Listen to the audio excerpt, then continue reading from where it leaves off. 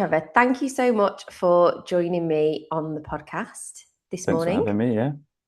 We got here eventually. We had a scheduled meeting, then I forgot it, and then it's like here, there, and everywhere. But we're Yeah. here. I think we scheduled it. I think it was back in like March, was it? March It was time? ages, wasn't Yeah, it? or Yeah. something. It Yeah. makes me really think about the passage of time because it feels like 2 weeks ago, and it definitely wasn't. So for people who are brand new to you, do you want to give a bit of an introduction about who you are, why you're on the podcast, like your interest specifically around foster care and how you've got to where you are today? Yeah, I think the interest of probably why I'm at the podcast is because it's the social work angle, which I am not a qualified social worker, but I've worked with them for a long time, and I feel like they don't get the recognition and the understanding and support they deserve. So really wanna highlight that. But my journey started when I was about 18. Started from like working in youth clubs, youth worker, became a foster carer at 24. Then I had my three boys until they were 21, so about 6 years, and then I jumped into the residential space. So I now run three children's homes in London, and also the founder of Children We Care For, which is a charity that supports children in care. So the last 17 years has been devoted to helping as many children as I possibly can. So it's one thing to work with children and young people and be in that residential space. How did that shift from you into making the decision to apply to be a foster carer? Because am I right in saying you were the youngest foster carer in Well, the I UK, or don't what know. one of? Yeah, I definitely would say one of. It's probably easier because I'm sure someone will say because you got kinship, so you got really young Yeah, yeah. foster carers and stuff. But I certainly know I was one of the youngest to have three teenage boys all at one time. I started when I was 24, actually. I got approved at 24. I think they came when I was maybe 25. And they were 15 when they came. And then they stayed up to 18. And then I got a stay and put arrangement, which meant they stayed with me till 21. And they just left all within the same 3 months, which was quite nice. But it was an amazing experience. I would say probably if I looked at the beginning, middle, and end in terms of like if today was the end, I would certainly say the fostering was the most rewarding, um, and it's probably the easiest actually, because it was almost my way. So I Mm. find it easier to navigate where the residential is, having trained staff, and every staff member has their way of caring, and then you have to kind of understand their way and integrate it with our way. Whereas the fostering was like me and my three boys, whatever we needed, we did together. What was that like for you then, that experience as a 25-year-old, kind of, you know, in that position of making sense of the world in your 20s, then moving into caring? Like, did it just feel like a natural progression of what you were doing already? Or was it a shock to the system? The, What was the first day was a shock because the first day was when I walked into my home with one of my boys, and it was just like it's almost that realization that this person's life's in my hands, and but he was 15 and couldn't speak English, so mm, the shock was a lot more difficult. But after that, it was I think caring's quite easy. It's just about listening, to be honest with you, and it's just about delivering what you say, and I think being open-minded, which I was quite open-minded because I was new to it. So there yeah. wasn't really much like learned behavior as I was bringing into this. It was more, okay, they need care. I need to listen to them.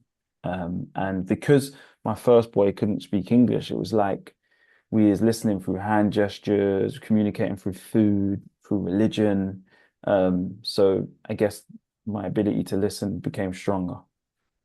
Yeah. And what do you think about, because I know we've talked about it when we first like connected, my sort of bias, and I don't like saying unconscious bias because that sort of gives us a bit of an excuse to say stuff. It's bias and stereotypes. When I think of a foster carer, I probably go back to thinking about all the foster carers that I've worked with in social work. Predominantly, they've all been women. Some white women, some black women, but predominantly women who have been maybe kind of 50 to 65. You are not that, and you weren't that when you were beginning in foster care. I think there's been some change in trajectory in terms of who is seen as a foster carer and, Mm, opening up. This is, it's not considered a profession, but it is a profession. yeah. What was that like then when you were going through the application to foster? Did you feel like people were really open to you fostering? Did you feel like you were discriminated against because you didn't fit a certain box? No, I think I got an interesting story actually because one of the local authorities said I didn't have enough experience, and I said this on a radio channel this week actually, which is who's going to loan me their child for experience, and then I hand back their child, at that age. So it was weird for people to have me Mm, come forward, and it almost, I guess, from their perspective, was different. Um, but eventually, the local authority who I guess accepted me were amazing, and the social worker who I speak to still to this day, he knows who he is, and he really believed in me. And yeah, still to this day, he messages me every now and again and says really kind words. And so I think if you find the right local authority who believe in you as and believe in your way, I think it works. And this local authority is actually outstanding, and they're London based. So I think it kind of speaks volume for who they are, to be honest with you, because they saw something that I couldn't see. I just had this passion and desire to wanna foster. And so it was hard. I think what was hard as well, the two elements that were hard was parents. You know, mm, I'm younger than the parents and they struggled. Doesn't mean they say they were bad parents, but they found it difficult. So they probably couldn't understand what I would do differently. And I had yeah, one parent that would always come and visit and always try and clean and, do things, and I had to have a balance because it was important for her to feel a part of his life. yeah, But at the same time, it was important for me to stand my ground and show that I can lead. And then the other challenge maybe was when I would go into meetings, a lot of the time people would say, am I their key worker or am I their, YOS worker? And so there's a lot of yeah. like, stereotypical views, which was, but I never, I understand it's different, isn't it? So, it comes with it. Yeah, I always think it's really interesting that when people equate age with experience, which I probably had that as a like in my early career, and I'd constantly be, how old are you? Or you might get these sort of like patronizing statements from other like professionals about like, oh, you'll know when you're older, or you'll know when you have children, that kind of thing. Yeah, that's the And I always worst think, one. That's the one that yeah, irritates like me have the you worst got when people's kids? like, you don't know what it's like, you haven't got kids. And I'm like, and honestly, that's the one that it's just like, okay, I will finally know what it's like when I have kids.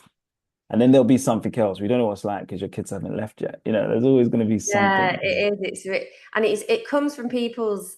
I think it's like projection from people, isn't it? It comes from their own fear or their own worry. But then I also think, like, some of the children that I've worked with, many of the children that I've worked with, have been through more and experienced more in their short lives than some adults who are three times their age. I think I've like jumped straight in already, but what I usually start with is asking people about a song that summarizes either their day or their week. And you sent me yours, which I started listening to. And at first I was like, oh, is this a bit sad because it's all about like letting go? And then I was like, no, it's not, because there's like freedom in letting go. So do you want to talk a bit about why you Yeah, I chose that stumbled one? across this because I was doing a post on Instagram and I was like, where am I at in my career? I'm letting go.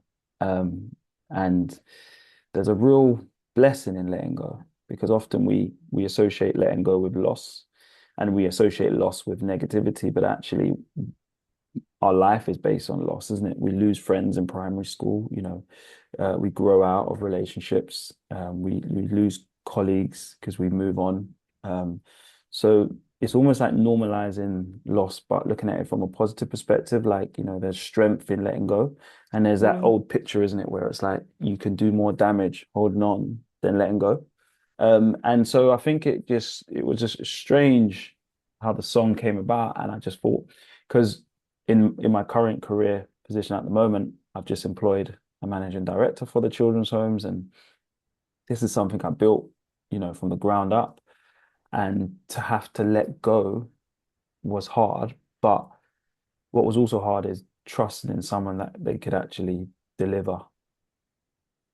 So And there, what? that's a song. So Yeah. it does sound sad, the song, but actually, if you actually listen to the lyrics, it's actually quite reassuring that it's okay to let go. It's almost like, putting your trust in the universe. And how, going back to fostering, without like breaching too much about the children that you fostered, but when it came time to say goodbye, well, obviously you had a stay and put arrangement anyway, but when you had sort of some goodbyes, how did you manage that? Because that's where I had a few foster carers on the podcast before, and we talked about that feeling of letting go, and they were talking about when it was like very young children or babies. What was that sort of experience like for you and for them, or are you still in touch? Well, the best way I can describe it is my job is to prepare them for life. And so the biggest blessing is that they don't need me. But the hardest part is for me, the beginning was easy because it was time for them to go. So it was a great sense of achievement and relief. But it wasn't until a few years later do you realize I was cooking for them, cleaning for them, taking them to school. I experienced what a parent would experience maybe in their 40s or 50s or 60s. Mm. Their child goes off to university, their child goes off to live on their own. I experienced that at 30. So that loss was only almost difficult to accept recently because you're proud to see them go. But Nanny McPhee has this quote which is like, when you need me but do not want me, I will stay. And when you want me but do not need me, then I have to go. So my whole thing is like, I will support you, you know, for as long as you need me. Yeah. It's just one of those things because my job is, and I think a job as leaders and parents is to get people to a position of it's almost like birds flying a nest, isn't it? And they can come back. My job is to make it safe for them to fly. But that being said, probably the last year, because I've navigated different career path and I've started to really miss them, miss that responsibility, which I didn't realize at the time, because at the time I was celebrating them going, and Yeah. now I'm like, oh, this is quite, when the way I describe it is when you're serving humans and a lot of carers and stuff and social workers, everyone will feel this. When you're serving humans, it's great. But when you've served and they no longer need serving, you got a sense of like, well, what do I do? And then that's when you have to focus on you, that's the stage I'm at now. If you could change anything in terms of, because there's lots of changes happening in fostering, there's big government commitments to increase the amount of foster carers, which I feel very mixed about because I think it seems to be a focus on quantity rather than quality, in my opinion. And I think it's a really, I suppose, as a social worker, I would think so carefully about fostering because it is such a huge thing to commit to a child in that way and commit to caring for them. If you could change anything about fostering at the moment based on your experience, what do you think it would be? Because I know we've spoken about this sort of the image of fostering and that kind of like middle-aged white woman sort of stereotype and how Um, uninspiring or inspiring that is for people. What would you change? I think there's a couple things I would change. I would certainly make the training the highest level of training possible Yeah, if you become a police officer, if you become a surgeon, even if you become a personal trainer, you go on an intense training course with a qualification, right? yeah, Fostering, you're saving lives. So it's no different to a police officer, it's no different to a surgeon. And you go through all of this training to get a qualification, right? Now, the reason why I say the qualification is because then you're geared with the skills to cope, but then yeah, also you have a career pathway. And it's not a career, but you are caring. And for me, I had to reinvent my career once my boys left. So Mm. you're saying to someone like me who's young, stop working, sacrifice your life, give to children, and then go back and reinvent your career. It's not, it doesn't work. So Yeah, I feel like the training, the direction, the career needs a huge focus. I feel like it needs to be supported as a career, but the expectation is that it's no different to a surgeon or no different to a police officer or a firefighter, but you have a job to do yeah, and you have to take it serious and it involves love. And when anything involves love, there's trauma there. So you need the therapy as well. Because when fostering, you've got to think you might do it for 6 weeks, they move back home with their family because you've done such a great job. You might do it for 2 years, they leave and then they come back because it broke down somewhere else. So you're almost in the middle. yeah, Adoption is legally, we are together, we are a family. Uh, Fostering is like, it's almost like a temporary, and that's why it's hard for people to commit because people's lives are not temporary. If I take you into my life, it's permanent. So mm, therefore, it can't be seen as a temporary commitment. So that's one thing I would change. I think secondly, because I have ventured into the residential space, we have over 60 employees. We trauma inform train our staff. We have lots of staff benefits. I understand the importance of reinvestment in children's homes. Um, but I do think foster carers are underpaid. yeah, So I think, yes, if we can't pay foster carers more, you can pay them through training, you can pay them through respite, you can pay them through vocational experiences, etc. We have to look at the pay structure. And I hate it being about pay because, you know, you would want to do this for free, wouldn't you? But unfortunately, I live in London and the cost of living in the UK, let alone London, is difficult. Um, so they're the two things immediately that come to mind. And in terms of the actual, uh, how do I put it? In terms of the actual 100,000 new foster carers, I mean, if they're 100,000 well-supported, caring, amazing human beings, it makes sense. But if it's 100,000 for the sake of getting 100,000, we're going to be in for a real hard time. And these children can't continue to be the sacrifice yeah, for their children's lives shouldn't be the sacrifice for getting it wrong or right. We need to do the thinking alongside the caring, but not within the caring. So at political government level, they should be doing the thinking really hard, but the caring should still happen so the children don't yeah, lose. And then once the thinking's agreed and we've really analyzed the best way for these children, then we implement it. So the children get the basic level of great care, and then the new implementation of whatever it might look like goes above that. So the children never lose. But at the moment, yeah, it just seems to be the children always seem to be the last ones thought of, which is, yeah, crazy to think that they will be caring for us one day, yet we think of them last. yeah. No, it's so true. I think they're really good points, especially around the training, because I think sometimes people think of like training as I don't know, like it's an optional add-on, but like you say, any other profession, when you're doing that level of care, there is an expectation that you have to know stuff, and then you don't just know it, you have to know how to implement it. But like you said, with foster care, you can be the most sort of wonderful, loving, and caring person in the world.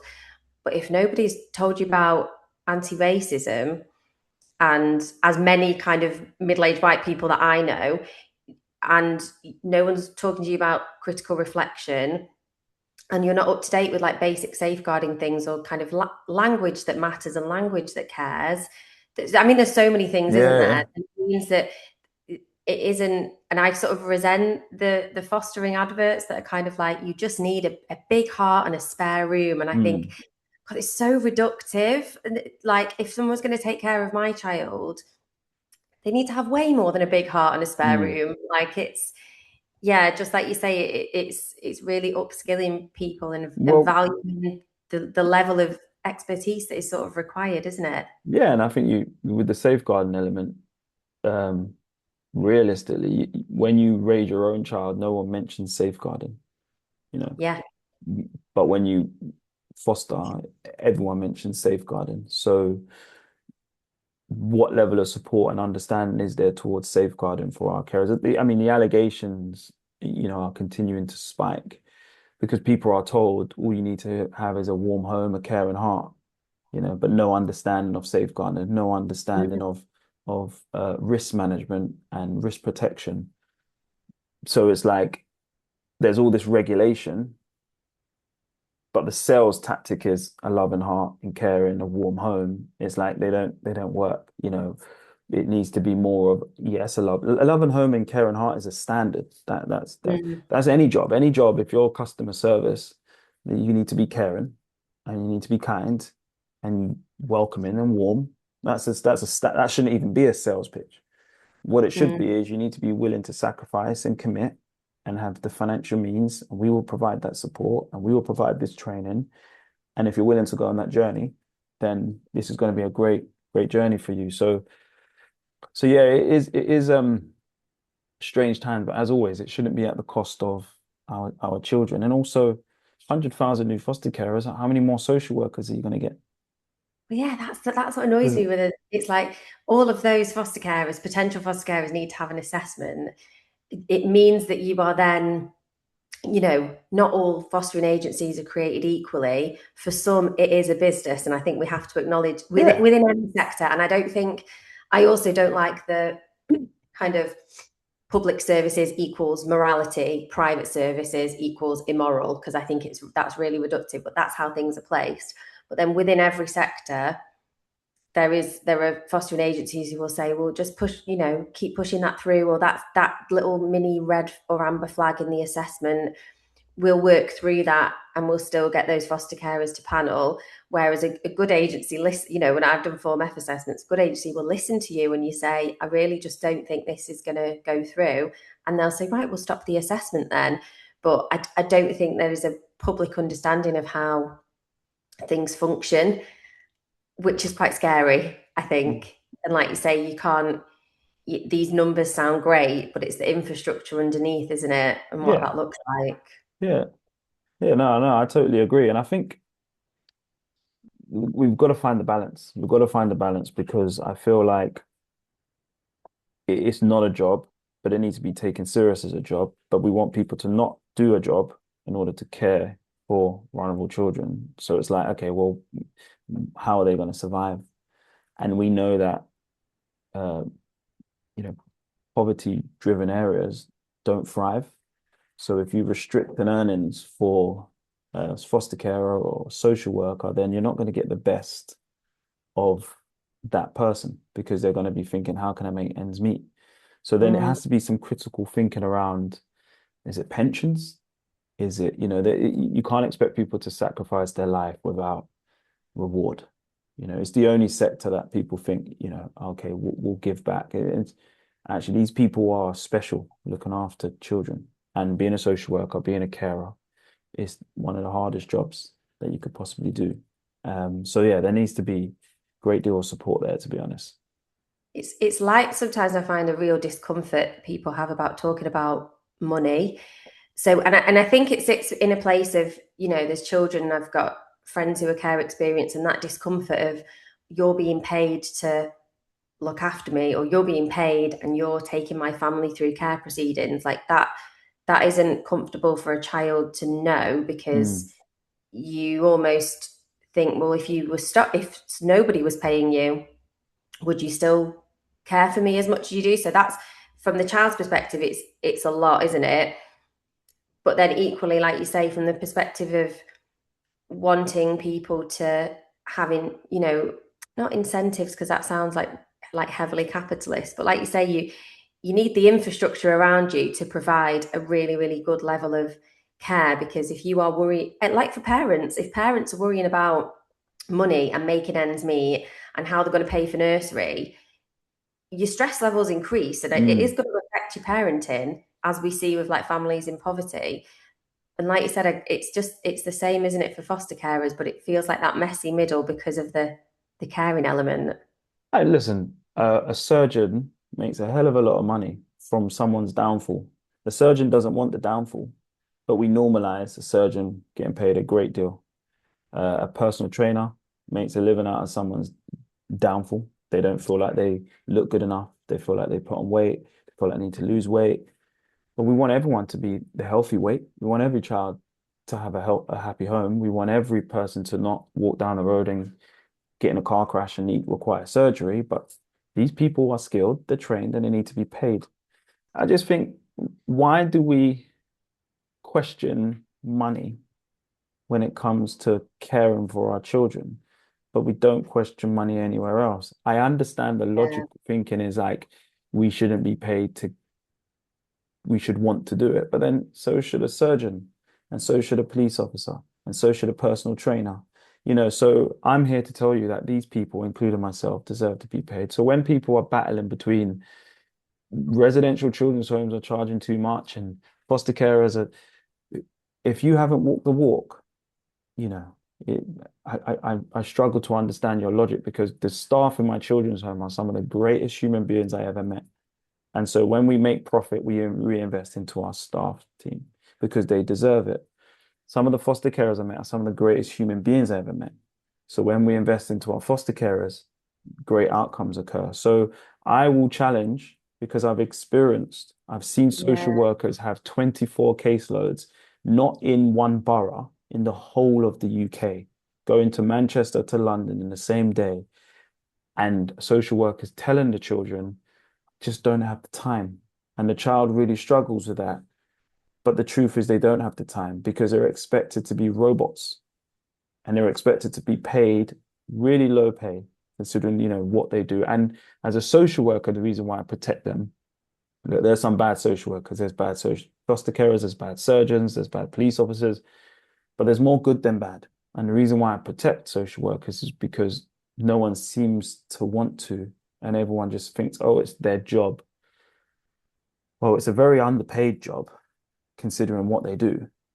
So I just mm, think the my angle in this is anyone caring for children should be the highest level paid human beings possible because you pay someone better, they're happier. We know you pay someone more, they're likely to be happier, they're stressed less, they go into work and they're not going into work and thinking, hey, let me do an extra hour because I need that extra pay. They're going into yeah, work doing that extra hour because they think, well, I get paid well, so let me go above and beyond.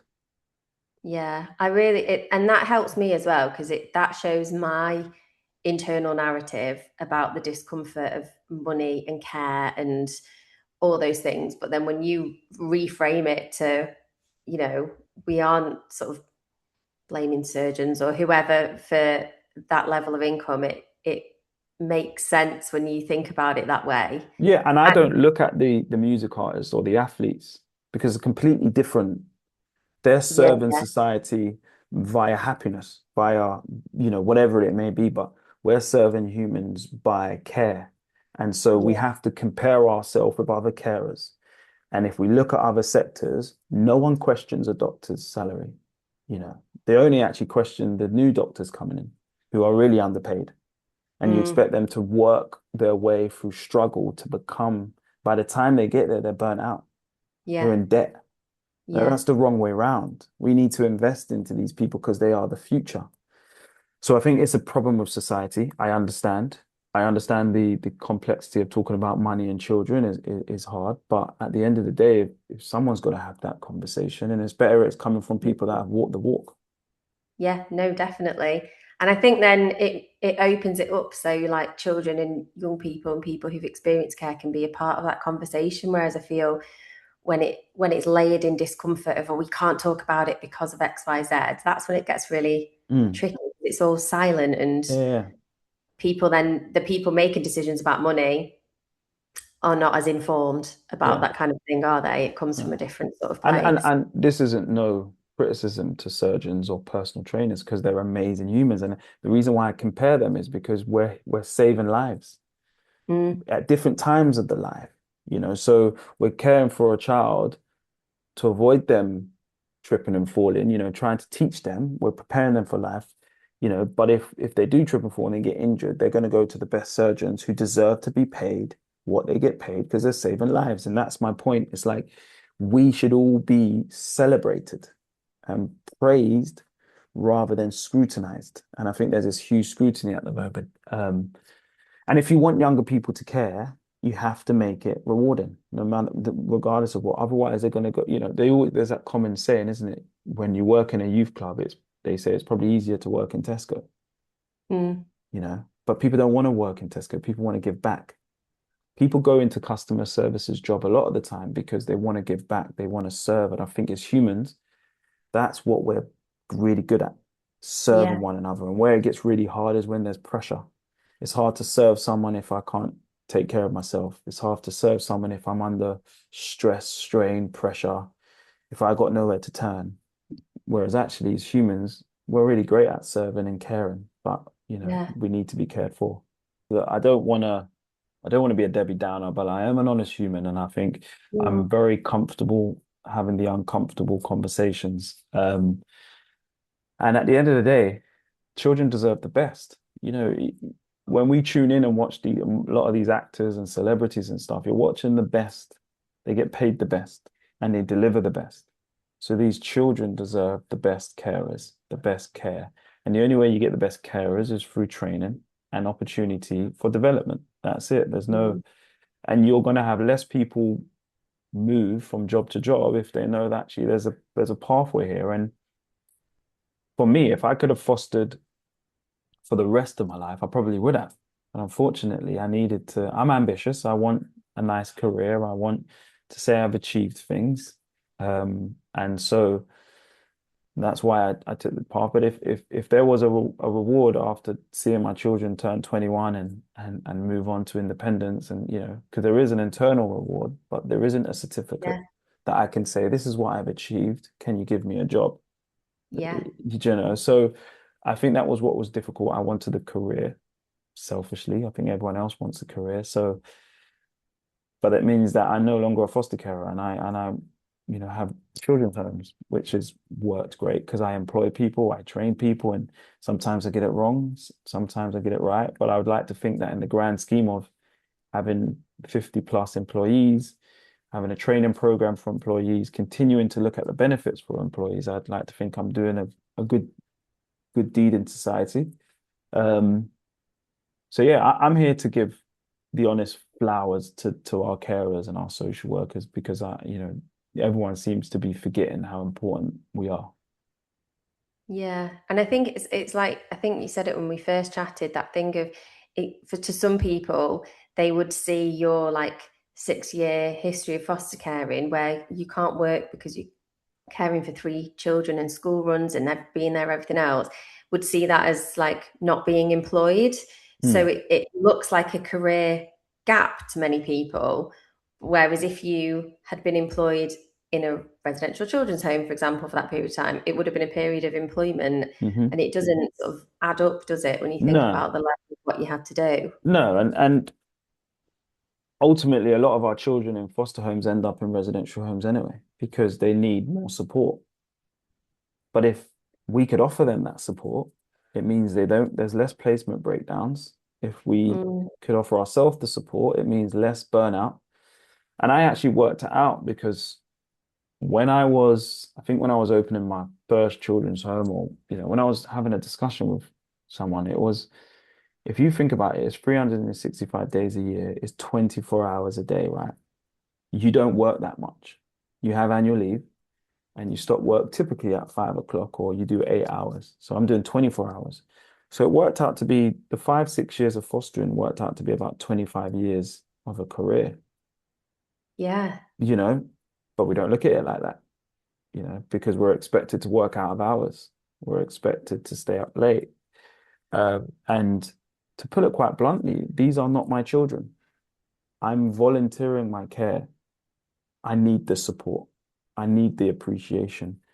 And that's why I will always appreciate my carers. I would always appreciate my surgeons. I would always appreciate my personal trainers because these are people really changing and helping humans and improving society. And that is my focus, raising the awareness of how special these humans are. So more people want to be that special human. I want people to realize that it is actually cool to care and it's so rewarding. And I think if there's more of us that do that, then yeah, the world probably will be a better place.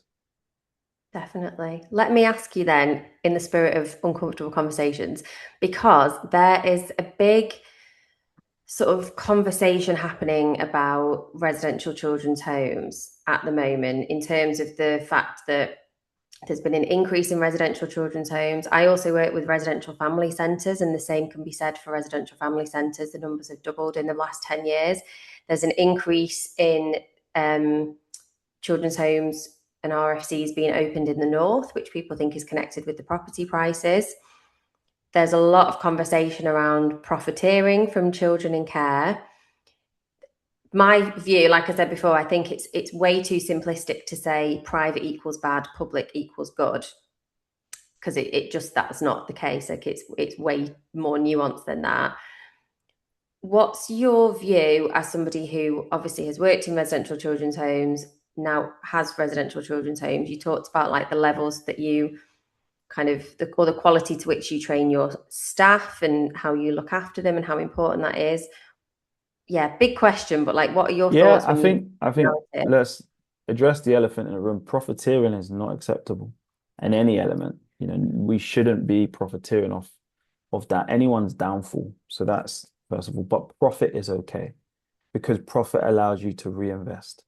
Profit allows Mm, you to develop people. If everyone was operating at a loss, the place would be a real negative place. But if someone's making profit and you're reinvesting that profit, I think for local authorities, understanding what they're getting for their money is important. So we're quite transparent. If you place a child with us, you know exactly where each pound's going in terms of, it's going to the rent, or it's going to the bills, or it's going to the child, or it's going to the staff. And we're getting even better at being transparent because I think it kind of highlights that honesty is okay. But I think sometimes people confuse the two, profiteering and profit. So as long as we're not confusing the two, because I think most yeah, people I know who care don't agree with profiteering, but most business people do agree with profit as long as it's reinvested. And one thing I always say is I've had children that have said they don't want to go to a foster home because they don't want to replace their family, whereas in a residential space, it's different. And so some children actually want that because they don't want to fake mum, they don't want to fake dad. They want mum and yeah, dad, but they want carers. So I think as long as we have options for our children, and as long as the local authority have control of where those children can be placed, um, then I think it's safe. But it has to be based on what's best for the child. So if it's best for children to be in children's homes because they get more support, they get therapeutic support, then great. But if it's the downfall of a child's life, then it shouldn't be. And the same with fostering, the same with adoption, isn't it? So mm, I think, you know, it's great that we're having this conversation, but people need to be, if you haven't walked the walk, be careful about what you're saying because some of the greatest human beings I met work in children's homes. So if you eliminate the children's homes, please make sure there's somewhere else they can go because not all of them can foster because they live in one bedroom flats and they live in studios. So be mindful when you're saying no more children's homes that these people might not work with our vulnerable children again. So children miss out. And not everyone has the capacity to foster. Some people can do it for 8 hours a day, and that's a residential children's home. So there are great benefits for having children's homes, but the rate in which they're opening frightens me. Not necessarily because actually I want children to have options. So if there's 20 homes and there's one child, I'd rather that. So a child can have a mm, choice. But again, the regulators need to be assessing who's opening these homes. Why are yeah, these homes opening?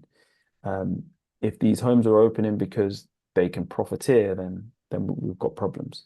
But if they're opening because people like me want to train people my way, the therapeutic trauma informed way, then that would surely make society a great place. So it's who holds the cards ultimately. And Yeah. we need to give power to those that deserve power, that have shown they're responsible with power. Yeah, I think that's such a good point. And I suppose for people listening who are most likely to be employed social workers rather than either like sole traders like I am or business owners, actually understanding the difference, like you say, between profit and profiteering is so important because we are really embedded in that narrative of like money is bad or profit is bad. I don't know. There's a lot of stuff wrapped up in it, and Mm, the caring profession, like we've talked about. And I think that's a really helpful thing to look at. And a bit like you said, that breakdown of costing, because one of the things I then like keeps me awake at night is being in the job that I'm in. I'm aware of a lot more than I was when I was just in one local authority. So I'm aware of what people pay for certain things within local authorities. And some of it blows my mind in terms of the amounts of money versus the outcome, when you also know there's social workers literally like begging to get a £20 voucher for families to top up their electric. Like mm. there's so much that doesn't make sense to me. And I think I don't know for all directors of children's services, but a lot of the time in local authorities people move up the ladder. What I've learned in my own life is like I've had to learn a lot about business and Mm. finance that I didn't need to know as a social worker. And I often wonder about people who've moved up a ladder in social work who have a social work background but not necessarily business background, and so much of what we do in local authorities is about money, isn't it? Yeah, and So I think that's that's the helpful. important topic is business. If you've not set up and run a business, it's very easy to have an opinion. But I've run a business, and the most important people in the business are the people in the business. And so Mm, when you have profit, you can say to the staff, right, I'm taking you out. When you have profit, you can say, right, I'm going to pay you more. So profit is healthy. Profit is good. It's what makes the world go around. Profiteering is what makes children be neglected, staff be mm, neglected, and that needs to stop. Because I think there's an article recently where one children's home was charging, I don't know, £28,000 a week, and my response to that is, if that child deserves £28,000 a week, then pay £30,000 a week. But if that child doesn't require 28,000 a week because we can identify what care they need and it's this is how much it costs, then the question mark needs to remain. But we shouldn't put a cap on our children's worth, but we should mm, understand what it takes to care for these children. I think it's language. And it needs to be dealt with sensitively, because if I'm a child in care and someone's saying that I don't deserve £30,000 a week, but I'm really struggling mentally, it would really hurt me, because I think if that's what it costs, then please pay me before I do something that I regret, right? mm, But this is the question is, you know, what is a child's worth? And they're worth absolutely any number as long as the outcome is what they need. And it goes back to telling a child, I get paid to look after you as a support worker. Children will say, well, you're only doing this because you get paid. Yeah, that is true. But I want to be paid doing something I love, and I love helping you. So it's about communication, isn't it? Because I tell children, yes, I get paid, and if you love to look at what I do, you can get paid too. And it's so rewarding because I get to help you. Every day I get to think of, what can I cook for you that you're going to enjoy? Where can I take you that you're going to have fun in? So eh, these are the uncomfortable conversation we avoid, mm. because money and care shouldn't align, apparently. Yeah, it's interesting thinking about those conversations from children, because I think if you didn't have the words that you just used, you would edge into just not having the conversation at all. And then that's in any situation, not answering a child honestly is never going to be a good thing, because then a Mm, child reaches their own conclusions and it usually comes down to I'm going to internalize it and it's all going to mm. end up that whatever's happening is my fault. So that's really kind of helpful to hear that version of that conversation, because so many people probably avoid it, I would say. Yeah, and you And think of like any business, you think of a gym, right? the gym cares. That's why it's provided a gym and gym facilities and a cleaner to look after the gym and make sure you got the best. But the gym need to be paid, you know. Mm, So it's no different. We're just the machine in this child's gym, you know. So we are just the thing to help that child recover, to help that child. But we need to be taken care of if we're a machine, you know, we need to be serviced, we need to be looked after, we need a break, you know. So it's a silly example, but I just feel like, you know, it's having these open conversations with our children and say, yeah, I do get paid, but there isn't a better job I'd want to get paid in. You know, this is yeah. I love being paid to I used to look at youth work and think I get paid to play table tennis with children, you know, in a youth club. And I used to think, wow, what a great job this is. And now I get paid to accommodate children. You know, now I get paid to take children on their first holiday.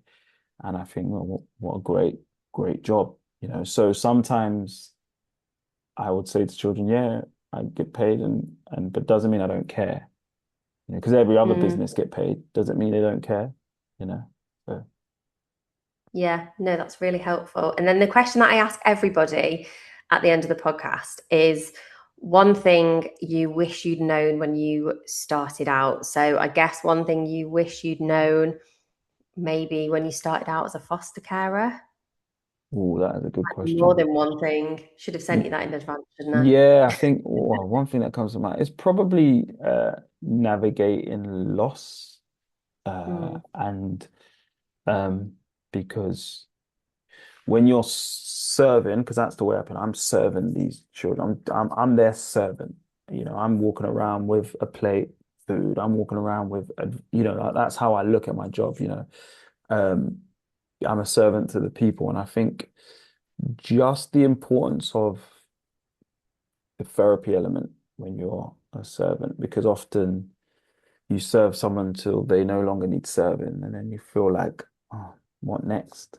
You know. mm, So I wish that I had a journal or wrote a journal and so I can look back. I wish I took more pictures. It's often that thing, isn't it? What's more important, the journey, destination, or the company? And it kind of yeah, like merges in all of them. But I think the journey was really, really hard. But I wish I had a journal and I wish yeah, I captured the memories. And I wish I had the the therapeutic support on managing each stage. And I guess it'd be no different to a parent, you know.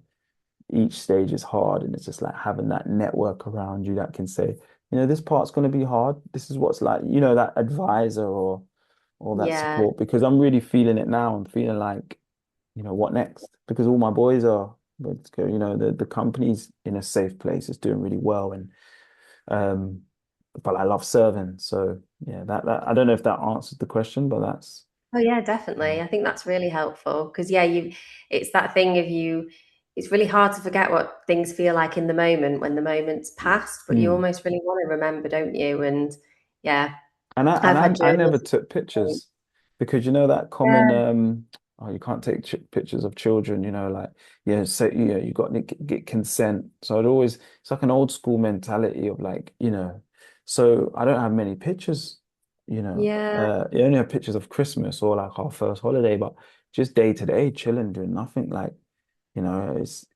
I wish I captured more.